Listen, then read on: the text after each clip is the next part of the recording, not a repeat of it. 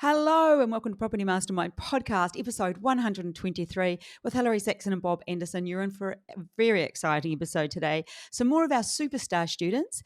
We've got Craig and Tia Piva to talk to you about their development and what's going on and how it's going for them. But you're going to love this episode. You're going to leave feeling very inspired and you're going to want to start property developing if you're not already. So let's jump on into episode 123.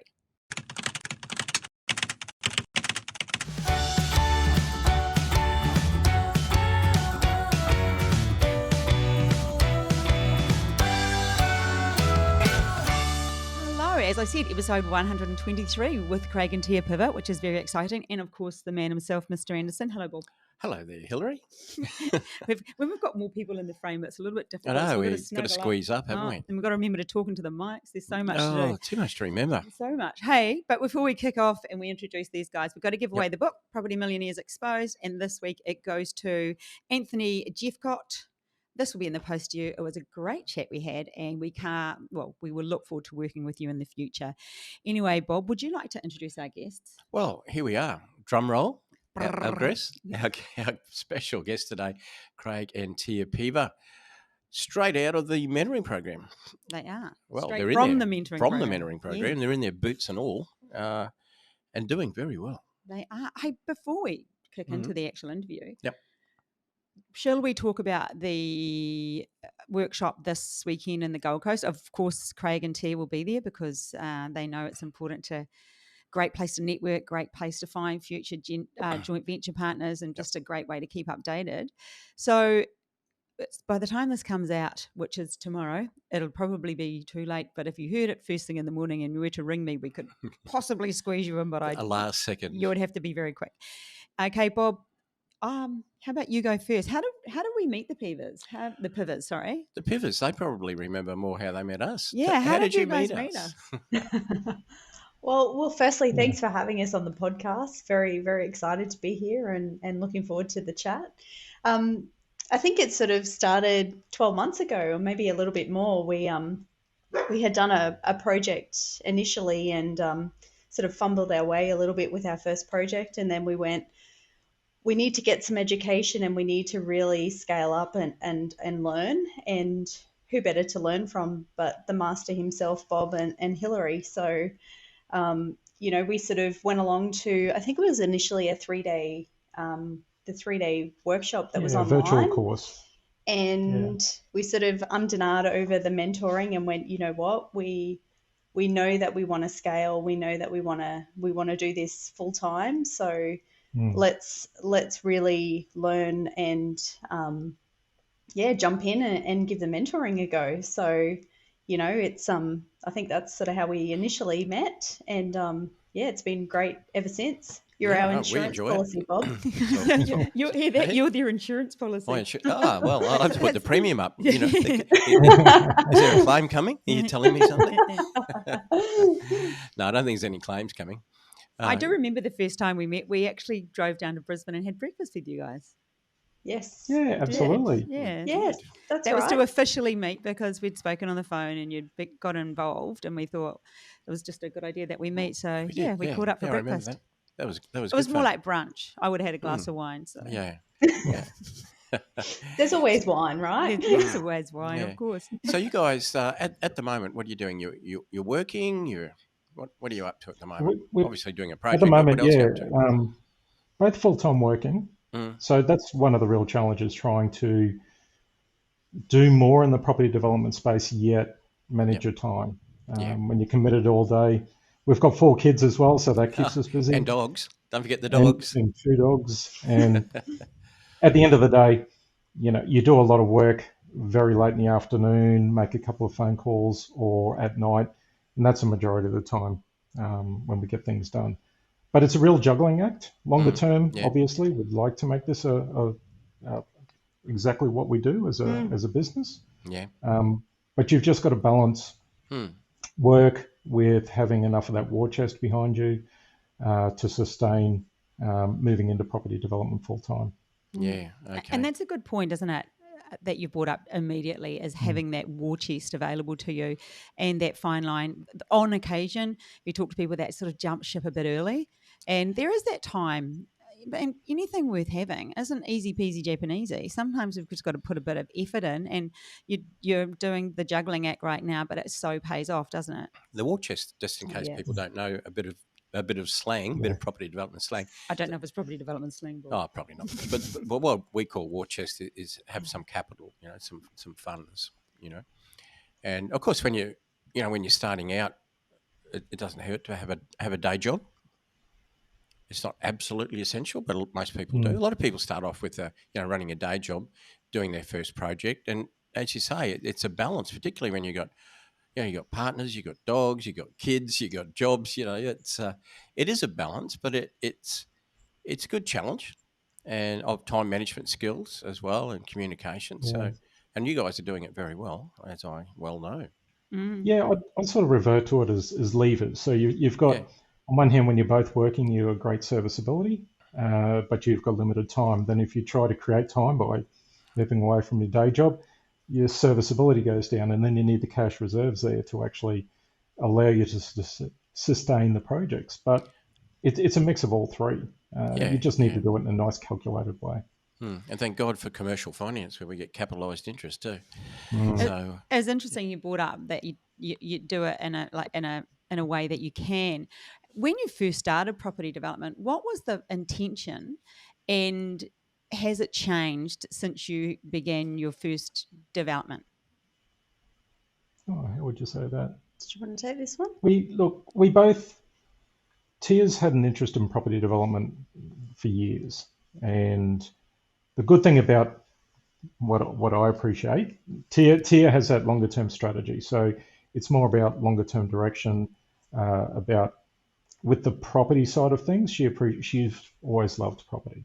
So quite a few years back, we started up a company. We wanted to move into this space, and then we were hunting around doing projects. So we didn't really do the renovation component too much. We didn't go down that space.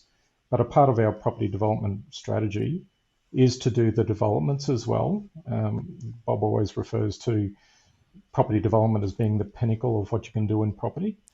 And the other side is we do, over time, want to move into creating housing, micro housing, more so to keep that, because there is a growing demand for rental or rentals for older single parents or aged parents or people, divorcees.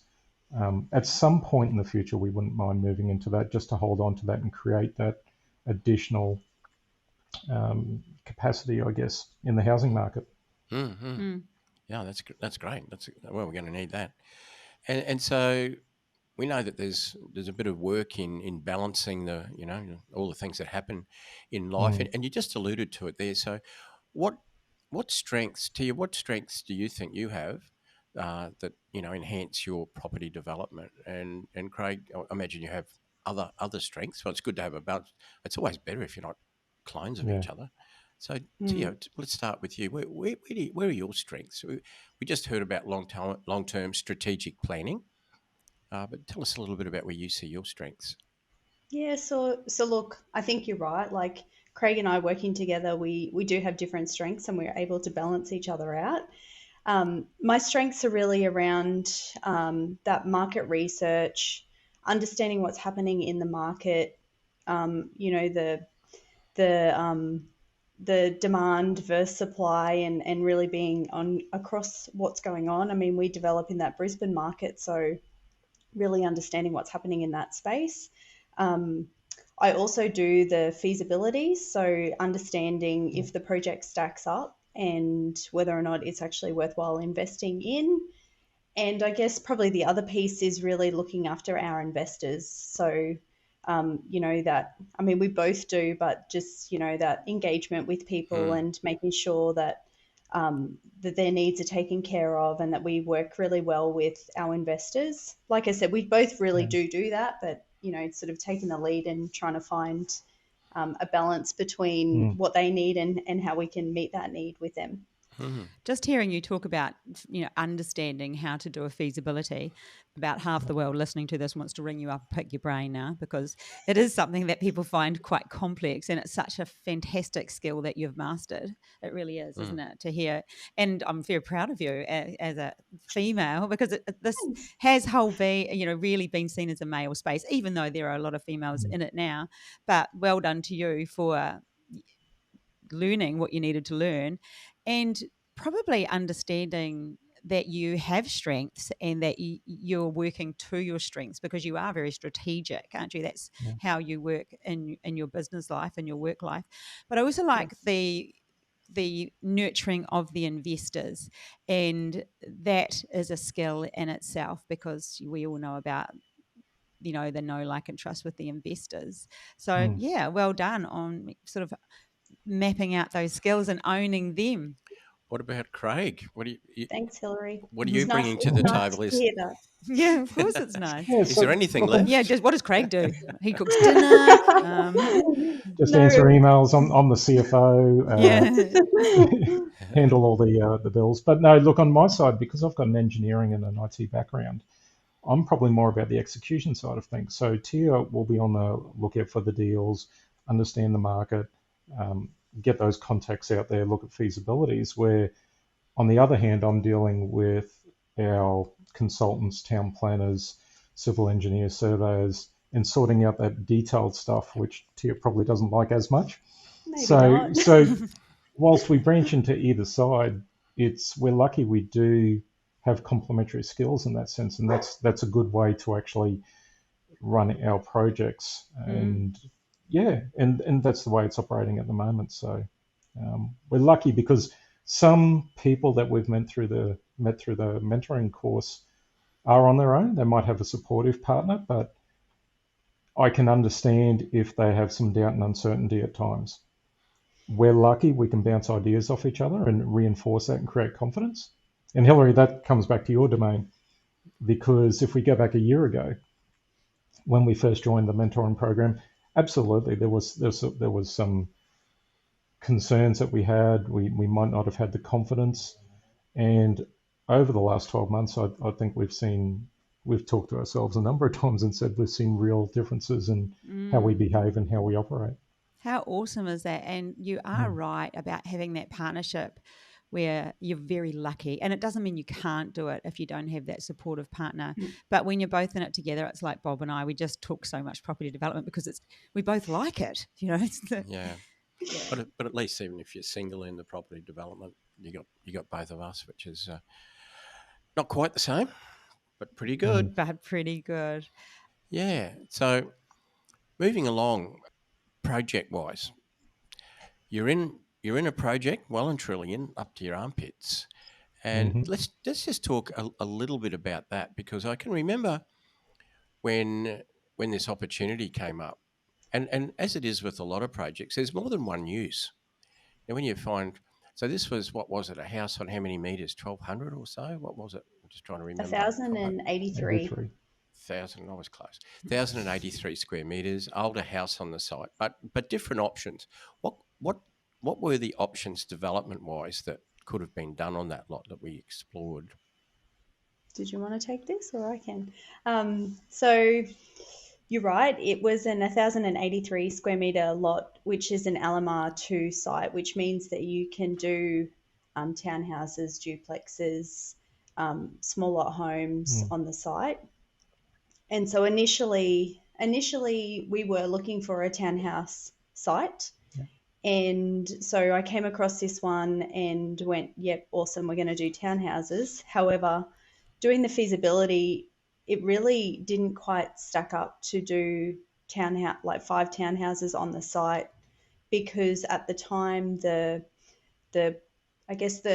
GRV, or the end value of a townhouse, wouldn't quite stack up. Yeah. So there was some thinking around, well, do we do just a 1 into 2, or do we actually push the envelope and do a 1 into 3 and build luxury homes on the site? So yeah, running all the numbers, that was the one that stacked up. Is that a thing? Yeah, no, that's good. That's good slang. Stacked up the most. And sort of that's, I guess, how we made the decision. Numbers don't lie. So we sort of looked at the numbers and went, yep, that's the strategy we're going to go down. So yeah, that's sort of how we made that decision. Yeah. I think when we first joined the mentoring program, we were keen to do townhouses. That was sort of our goal, because it's different. Dealing with architects, dealing with the actual process was something we weren't familiar with. But when we got control over the site, things changed. So that's where the feasibility changed around, went back and forth a little bit, and settled on the 1 into 3. Yeah. What was that feeling like when you realised you found a site that worked? It's a 1 into 3. Like, what was that? Who was it? Like, holy heck, we're game on. How were you? We were pretty scared at the time, I think, because it was a pretty significant purchase that we were making. However, like we sort of talk about Bob being our insurance policy, we knew that the numbers worked. We knew it would stack up. And I guess, there was a lot of nervous excitement. It was an auction initially that we attended, and we knew we'd done some due diligence before the auction, going, we actually can't purchase this site at auction conditions, because we knew that it was a bit, I don't know, Bob likes to call it a bit hairy. If you had a few hairs on it that we needed to resolve. So we didn't bid on auction, but we did sort of let the real estate agent know we were keen on the site. So it got passed in, and she sort of beelined us, and doing that feasibility said, and what's that your work. offer? Said, what's your offer? And I'm like, it was exciting. It was definitely exciting. Yeah. Yeah, because that did have some issues, not the least of which was the storm water and other things that rose. Tell us a little about your initial due diligence, Craig, because it wasn't black and white, which is why you couldn't bid at auction. You needed conditions. Yeah, that's right. So with the property, again, we weren't actually intending on putting an offer in on the day that we arrived, but we wanted to go to the auction to see what the outcome was. And everything sort of eventuated quite quickly from there. But you are right. Behind the property, there is a school that suffered during the 2022 floods. This property did not have any flooding issues, only a tiny patch in the corner of the lot. But because the school suffered, they had no interest whatsoever in resolving stormwater issues and allowing us to put it through the natural contours through their property. They did allow us to put sewer across the back of their property, which was absolutely the one thing that we needed resolved. So that was good. Through some engineering, we've come up with other options about the stormwater.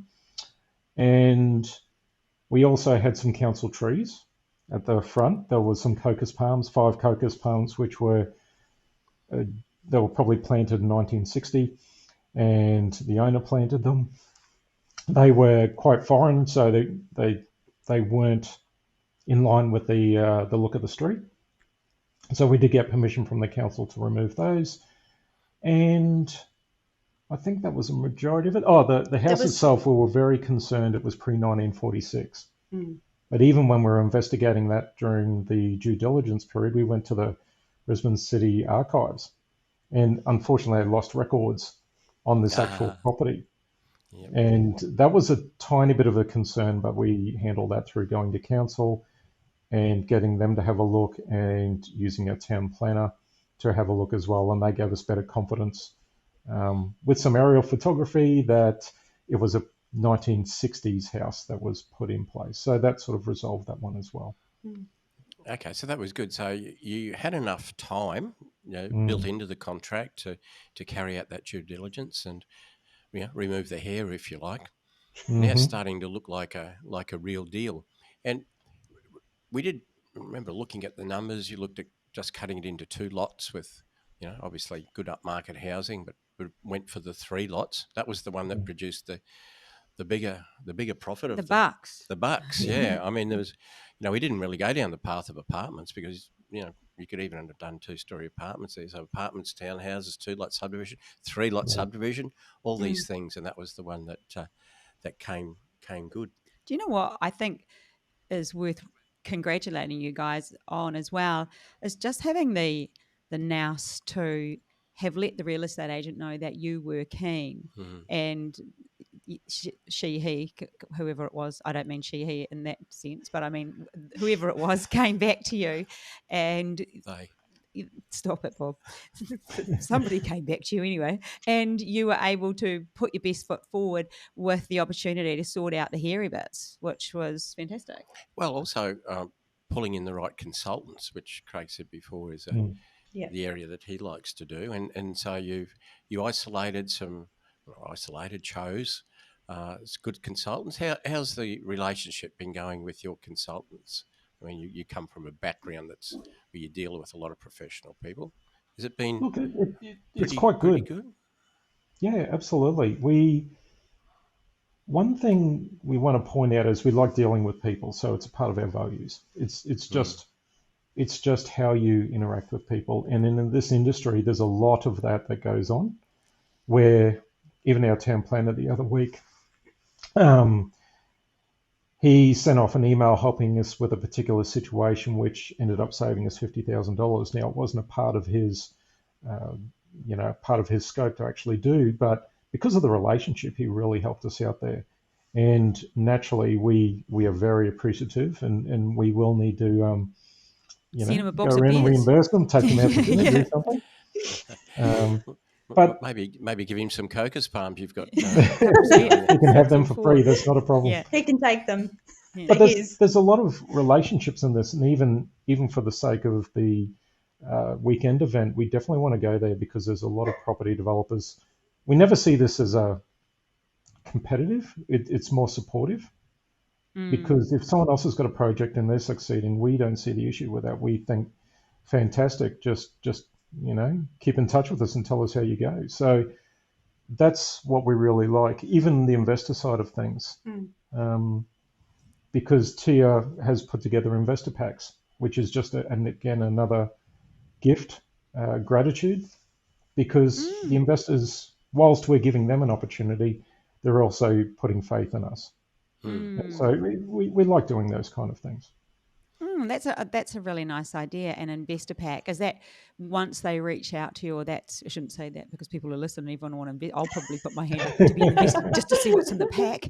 But I want to be an investor. Yeah, me too. I'm probably going to reach out this Arvie. But is that when people sign on the dotted line, it's just a thank you? I think just going back a step, you've absolutely nailed it. People do business with people. The more you connect with people, Mr. Town Planner saved you $50,000. That's just because you have a good relationship with him. And when the more people realise that it's about helping each other and supporting each other and relationships, the easier everything becomes. Absolutely. I often use the expression, a good team is your key to success. And that's why, you need to form those sort of relationships, and you can go a long time with them. I mean, I've got a lawyer I use to this day. We go back 4 decades. So, and I've always been big on relationships. And to the point where that's, worked itself out when you've needed something done urgently, and Bob just has things happen in half the time, a quarter of the time, because you can go to someone and almost say, need a favour, or this really needs to happen. And and you guys you've just nailed it. You've got relationships underway. I mean, this relationship, we don't put everyone on our podcast, only the good people. Oh, trust me, we get emailed every week for people who want to be on it. Oh, we do. We do. But it's a great opportunity, and people should see your success and know that you're basically, good people to do business with. So what's the next Thanks, question, Hilary. Bob? That means a lot. You've said that a few times. You're welcome. Well, I mean it. We've got a few questions here, Bob. Where do you want to head next? Well, what have we covered here?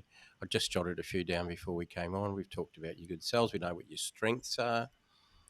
Well, what about the intention? So, where are you looking at being in maybe 3 years and maybe 5 and beyond? I think they kind of answered that already, though. Full on? Yeah, with the full on, and then they've said the micro housing. Well, the micros, yeah. But anything, is there anything else perhaps that you're thinking of when it comes to property development? Do you mean like that? Oh, just, even legacy-wise, I mean, becoming eventually a legacy and a family. show. Show. They got enough kids between them. Well, there you go. You never know. We do. The appetite can come late, though. Don't look for it from a 14-year-old. Yeah. Yeah, look, I mean, absolutely. We'd love to help the kids out. They're in their teens at the moment and not quite sort of grasping the whole property piece, but we try and sort of talk to them as much as we can about it. But it'd be great eventually. I mean, the way houses are heading, it's going to be quite difficult for them to purchase their own homes. But if we could do a development with them and, eventually be able to Get help them out of the that house. way. Get them out of the house. Yeah. In the nicest possible way. Yeah. And you can certainly do that.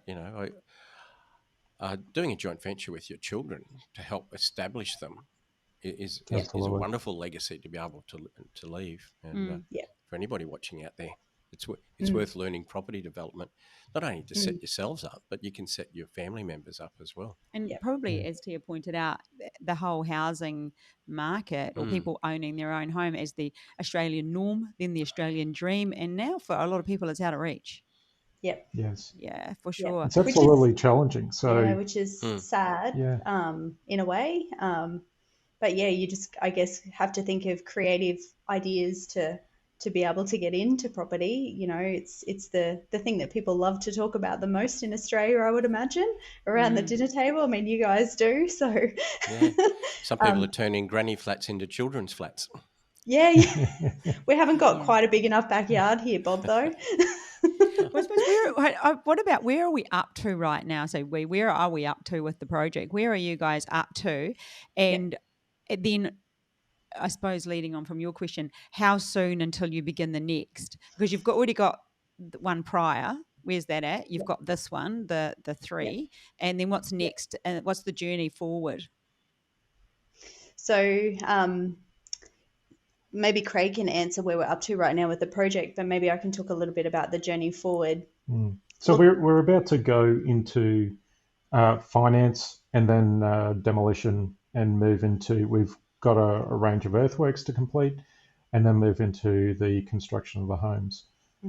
But we are already, I remember when we first got this property, Hilary, you spoke with us and said, all right, let's move on to the next project. And we said, what? Hang on. Yeah, we can't do that yet.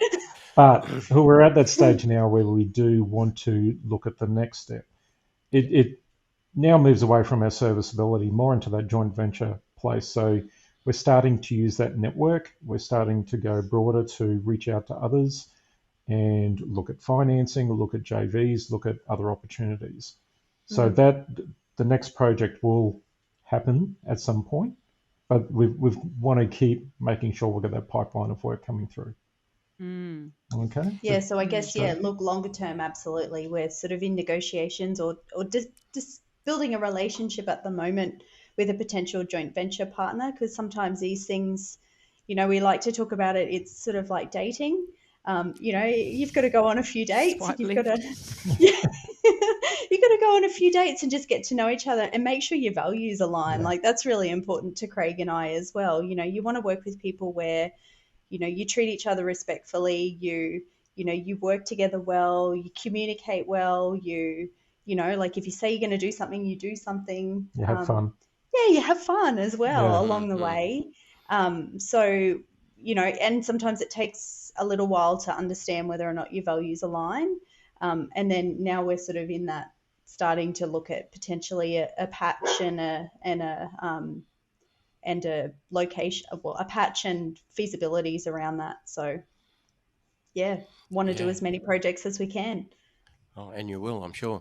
Yeah, it's always handy if you do have investors, in the pipeline moving forward, of course, as opposed to all of a sudden you could find a deal and then it can be difficult within the timeframes to get investors straight away. The chicken and egg situation. Chicken and egg, yeah. Unless you can get a long contract. Yeah. We've seen people get extended contracts, long settlements, and we give them time. But that's great. I mean, look, Hilary and I, we love doing what we're doing, don't we? Because some people ingloriously have said to me, "Oh, Bob, you only do mentoring so you can make a lot of good friends.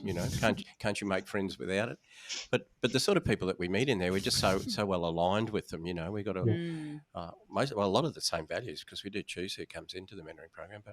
But we're all going in the same direction. We have a love for property, and it's it's such a great supportive community that we've built.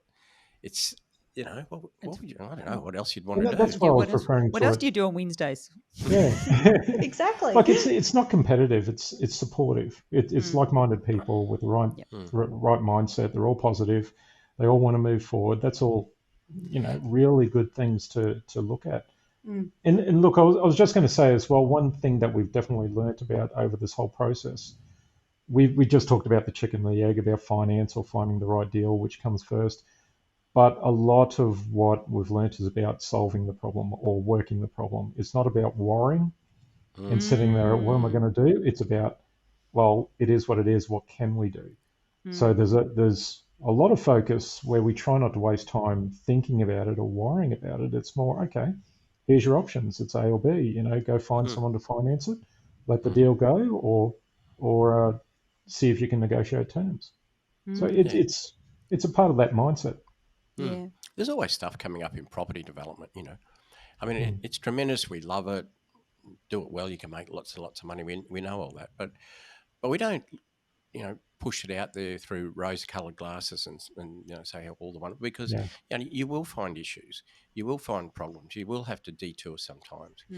And it's how you knuckle down. It's your attitude. It's thinking outside of the box. It's having enough connections to be able to take advice from people. It's all of those things, and that's what makes it sort of what it is, and the satisfaction that you get from it anyway. But the biggest thing for me is the people that I've met over many generations. Well, many generations sound like about 300 years old, but. You're the one with the cold, Bob. Over the decades, probably sound a bit nosy. Is long-standing relationships with people. I mean, that's what it's about. I mean, it's a given that if you're in the industry and you're doing it well, you're making money. I mean, that's a given. But I think where you pointed out, there are always problems, and it is just about finding solutions. I sort of would love to talk about your branding. You went with Mintt Developments. What was that about? Why MINTT? MINTT. Why Mintt? It's just like, this is Mintt. We are the Mintt making money. Where did the Mintt come from? A little bit of all of those things, right? It was something that just, we probably did the whole, what are we going to call ourselves? What is our direction? And we were like, well, like the green color is quite a happy color. It's a calming color. Mint means money. It also means the type of product that we want to. Quality. Quality, like it's, and then it's it stuck. So that's sort of where we are in terms of branding and stuff, though. Craig's been having a little bit of fun because we have done some rebranding. So we've just been sort of working on our logo and a few other bits and pieces. But I guess we actually really want to create that brand. We want to be known as, the people that are good to work with, the people that have those values. It's not just, it is about money, but it's also about community, and that whole affordable housing piece is probably the piece that I really wanted to get into property around. It's having something that it is a bit of a legacy, I suppose, and it's helping in the community that we work in. That's the stuff that really like gets the the tugs on the heartstrings. They're the sort of things like we really want to kind of create that brand, and working on that at the moment. So I'm excited to see. Will we have new business cards at the workshop, Craig, or not? They're a little late. They're in the mail. They're in the mail. But you should have sent them straight down to the workshop. Oh, just a shirt. Oh, nice. So we'll be wearing uniforms this year. Oh, that'd be nice to see. Well, we actually have another couple in Victoria who they did that with theirs. They wear shirts, and we just recently caught up with them at a networking event down there, and they turned up. They always wear their shirts, actually. That's which cool. is really cool. Yeah, it is cool. Young couple, just like yourself. Yeah, everyone's young to us, so I don't know about young, but thank you. What's the website? Mintdevelopments.com. Website www.mintdevelopments with .com.au. Right. And we'll definitely put a link in anyway. So anyone interested in checking out what Craig and Tia are doing with the rebrand, or even just if you've interested in partnering with somebody who's, if you want to be a joint venture partner, often people want to do property developments or want to be involved but don't have the tenacity, the drive, the confidence to do it that you now have, having a few under your belt and your insurance policy.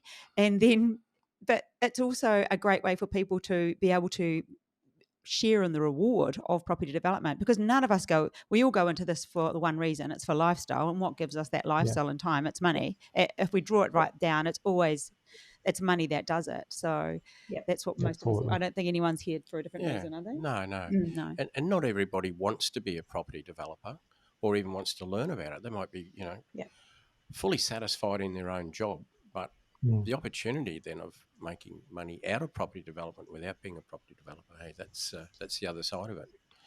And look, that's certainly investors what are all about. Yeah, that's what we found with our investors. They have some money but don't have the time, and love property but not necessarily, it does take a lot of time and thinking around pulling a property development together, especially if you're building as well. So just people don't have the time to do it but want to be involved. So we're always sort of happy to work with like-minded people. Yeah, and I really have noticed twice. The first time I put my hand on my heart, you brought up values, and it's for me vital, because when we work in alignment with our values, that's us. We are happier people, and when people aren't working in alignment with their values, they won't be. There will be that missing, that chip on the shoulder, that emptiness, whatever that is for them. And if you are aware of yours and are aware of the people that you work with have similar, it just makes such a big difference. It's just everything matches, it's congruent, it's going, it makes it so useful. So what's the plan forward for keeping in contact with your investors? How will you be doing that? Did you want to take this one? We regularly do email updates as well, so at least on a fortnightly, monthly basis, or when there's something exciting to actually issue. So that whole social media marketing, we're moving into that space as well. The other side is we want to be a little more active. I think we've spoken about doing short YouTube clips or anything along those lines. We want to just, as the property itself, like at the moment, it's just a house on a lot. But as soon as we start moving across into demolition, into construction, and we've got more phases of work actually occurring, we want to be more active. So we'll give our neighbours and our investors a better update on a more regular basis. Yeah, cool. But the people love that, don't they, Bob? Yeah, I love watching the demolition. Maybe I'm a weirdo. I don't know, but I hope you're there for demo day. Will you be? We'll have lawn chairs across the other side of the house. Will you let us know in advance? I'll come.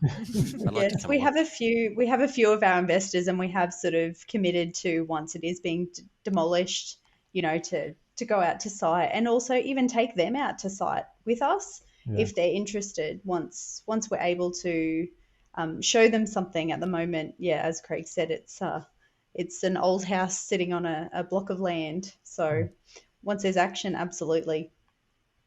Sounds like fun. Yeah, I can't wait for the invite. I do lawn chairs and champers. Watching the demolition. Cucumber sandwiches. Yeah, no, it's great. I think I just love the power of big machinery. Oh, hang on, there's a party coming. I'm pushing. I'm pushing Bob's idea. The demolition party, the roof-on party. Maybe there's a few parties. So many and parties. 3 houses multiplied by. I think we've got lots of parties coming up here. Yeah, you've spoken about that in the past, and again, it's one way to thank everybody towards the end of the project, grabbing all your trades, grabbing all your people, your team that were involved, your investors, and then getting them all to see and feel, the end product. So we're absolutely, the invites are going to be out for that one. All right, look forward to that. Cool. Bob, have you got any questions in wrapping up? Well, not really. I think it's been a good wrap, other than to say, like, we're really proud of you guys. Not that you need our what is it, giving of acknowledgement, maybe? Acknowledgement, but look at me with you the big deserve words it today. And you're going well, and I know you're going to be very successful, and that's a big buzz for us. That's what we love to see. It's why we do what we do, and it's. I know it's a great journey for you, but it's a great journey for us, watching people develop and grow and become seriously good property developers. And just learn a new skill, Bob. You know, Yeah. as we get older, learn a new skill, apply it. It's a life-changing thing you guys have done, which is just amazing. Yeah. Well, that comes back to yourselves. I mean, doing the mentoring, that's fantastic, absolutely. But it's I don't know, we just are passionate for it. We like it. We again, the community's fantastic. So we from probably our wouldn't have perspective, had the confidence, I guess, to do what we've done without you both, because I think Bob from the feasibility and the project side of things, but then Hilary as well from the, you know, I remember a few times she sort of said to me, but why not you? You are a property developer. And she sort of did that look you in the eye, and I'm like, she's right. I am a property developer. And I think I even texted her a couple of times going, I am a property developer. So, you know, like we just probably wouldn't have had that confidence without you both. So we really appreciate it. It's a two-way thing here. Lifelong friends. Yay. Yay. See? Well, I'm going to wrap this up, everybody. What a great chat with an inspiring power couple, Craig and Tia Piva. If you're interested in chatting with them about joint ventures, there'll be a link to their website, not their podcast, to their website below. I don't think you get the investor pack unless you actually invest, but I will be testing that out this afternoon. Right. All right, thanks, guys. Thanks so much, and we'll see you in a couple of days at the workshop. Absolutely. How fun! See you. All right, Thank you so much. Bye. Bye, everyone.